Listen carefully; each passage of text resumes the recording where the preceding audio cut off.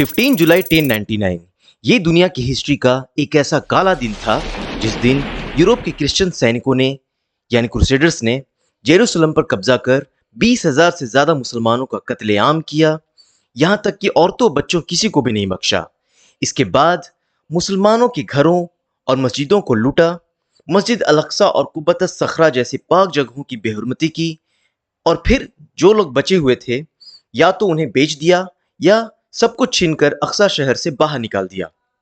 मस्जिदों को चर्च में तब्दील कर दिया, यरूशलेम को ईसाई स्टेट में बदल दिया गया। यरूशलेम पर क्रूसेडर्स का कब्जा, मुसलमानों का कत्लेआम और मुसलमानों के हाथों से बैतुल मुकद्दस जैसे पाक जगह का छिन जाना मुसलमानों पर बहुत कड़ी चोट थी। इसी वजह से सुल्तान सलाहुद्दीन अय्यूबी के लीडरशिप में मुसलमानों ने थर्ड क्रूसेड यानी 1187 में यरूशलेम पर वापस से कब्जा कर लिया और सुल्तान सलाहुद्दीन अय्यूबी का यरूशलेम पर यह कब्जा पूरी दुनिया इस्लाम की इंसानियत की टीचिंग्स के एक बड़े मिसाल के रूप में जानती है। तो आखिर सलाहुद्दीन अय्यूबी ने इतनी बड़ी क्रूसेड सेना को कैसे मात दी? क्या थी उनकी वार स्ट्रेटजी? किस तरह अल्लाह ने उनका साथ दिया? क्या क्या मौजूज़े हुए? और आखिर क्यों सलाहुद्दीन अय्यूबी को आज भी पूरी दुनिया याद करती है? सब कुछ इस वीडियो में जानेंगे। टीएच टीवी के वीडियो में आप सबका तहे दिल से खुशामदीद। पहले क्रूसेड में क्रूसेडर्स के मुस्लिम पर जुल्म के बाद इस इलाके में जंग का दौर शुरू हो गया। वहीं 1137 में इराक के तिक्रित नाम की जगह पर सलाहुद्दीन अय्यूबी का जन्म हुआ। इनका असली नाम यूसुफ इब्न अय्यूब था। सलाहुद्दीन अय्यूबी के अब्बू और चचा दोनों सेना में आला ऑफिसर थे। सलाहुद्दीन अय्यूबी का बचपन ज्यादातर दमिश्क और बगदाद में बीता। यहाँ उन्होंने शरिया, मैथ्स, लिटरेचर और हिस्ट्री की पढ़ाई की। उनकी फैमिली ने इस बात पर हमेशा बहुत जोर दिया कि उनकी पढ़ाई आला दर्जे की हो, तो इसलिए उनके लिए काफ़ी अच्छे टीचर्स रखे गए। सलाहुद्दीन अय्यूबी ने कुरान की भी डीप स्टडी की। जैसे जैसे सलाहुद्दीन अय्यूबी बड़े हुए, उनके चाचा शिरकू के देखरेख में उनकी मिलिट्री ट्रेनिंग हुई। सलाहुद्दीन अय्यूबी ने कई मिलिट्री ऑपरेशन में हिस्सा लिया और अपनी बहादुर और स्किल के लिए फेमस हो गए। सलाहुद्दीन अय्यूबी का यरूशलेम पर फतह करने का प्लान काफ़ी स्ट्रेटेजिक और सोचा समझा प्लान था। सलाहुद्दीन अय्यूबी ने सबसे पहले मुस्लिम्स एरिया का एक करने का प्लान बनाया।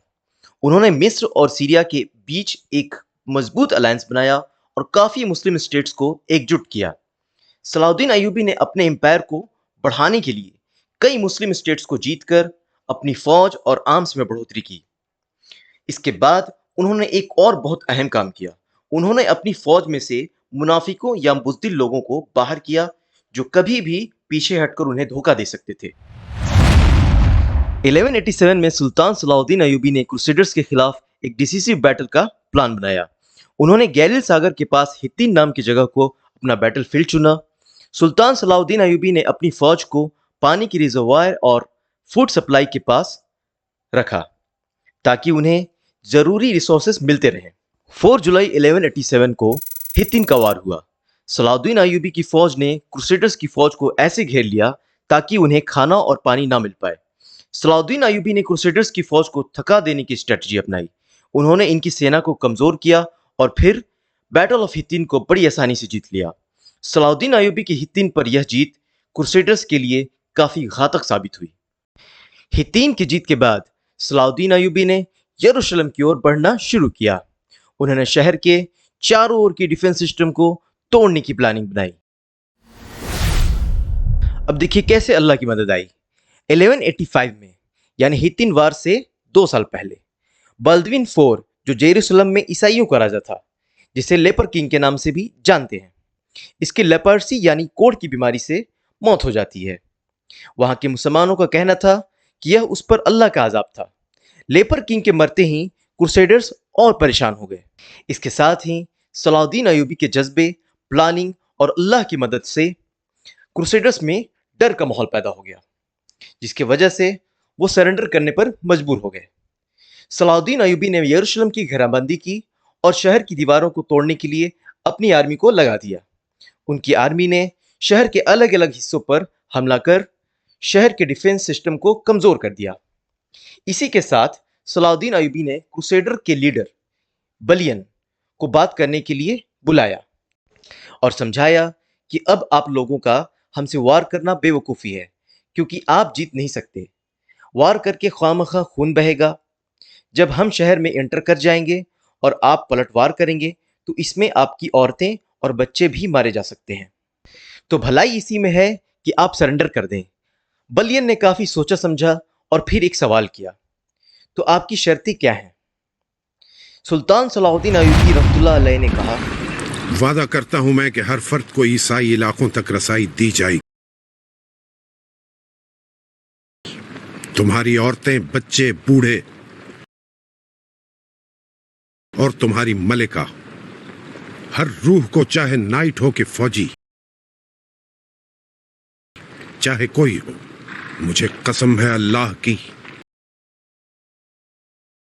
کسی کو خراش تک نہیں آئے گی۔ عیسائیوں نے فتح کے بعد کسی مسلمان کو زندہ نہیں جانے دیا تھا۔ آپ کا شاید یاد نہیں، میرا نام ہے صلاح الدین۔ صلاح الدین 2 اکتوبر 1187 کو کروسیڈرز نے صلاح الدین ایوبی کی فوج کے سامنے سرنڈر کر دیا۔ صلاح الدین ایوبی نے اپنے وعدے کے اکارڈنگ شہر کے لوگوں کو سیفٹی کے ساتھ ان کے گھر واپس جانے کی پرمیشن دی۔ صلاح الدین ایوبی نے اسلام کی ٹیچنگز جیسے نرم دلی اور معاف کرنے پر عمل کیا، ٹھیک ویسے ہی جیسے ہمارے نبی محمد صلی اللہ علیہ وسلم نے مکہ فتح پر قریش اور باقی مشرکین کے ساتھ کیا تھا۔ وہ چاہتے تو جیسے کروسیڈرز نے مسلموں پر ظلم کیا تھا اور قتل عام کیا تھا، لوٹ پاٹ کیا تھا، کر سکتے تھے، پر کیونکہ اللہ کا پیغام ہے کہ معاف کرنے والے زیادہ بہتر ہیں، اس لیے صلاح الدین ایوبی نے اسی بات پر عمل کیا۔ اس کے بعد سلطان صلاح الدین ایوبی نے ریلیجیس ٹالرنس کو بڑھاوا دیا اور ان کے علاقے میں رہنے والے مسلمز، کرسچنز اور یہودی سب کے سیفٹی کا خیال رکھا، جیسے کہ اسلام ہمیں سکھاتا ہے۔ اب یروشلم فتح کے بعد رومن راجا فریڈرک ون باربروسا اپنی کافی بڑی اور آرگنائزڈ آرمی لے کر واپس سے یروشلم پر حملے کے لیے نکل پڑا، پر یہاں اللہ کا ایک بڑا معجزہ ہوا۔ فریڈرک ون باربروسا اور اس کی فوج جب سالیف ندی کراس کر رہے تھے تب وہ ندی میں ہی ڈوب کر مر گئے۔ اب جو سولجرز بچے اس میں سے زیادہ تر راجا کے نہ ہونے کی وجہ سے واپس لوٹ گئے اور کچھ یروشلم کی طرف بڑھے، پر ان کا مورال اتنا ڈاؤن ہو گیا تھا کہ وہ کچھ نہ کر پائے۔ امید ہے ٹی ایچ ٹی وی کی یہ ویڈیو آپ لوگ بھرپور لائک اور شیئر کریں گے۔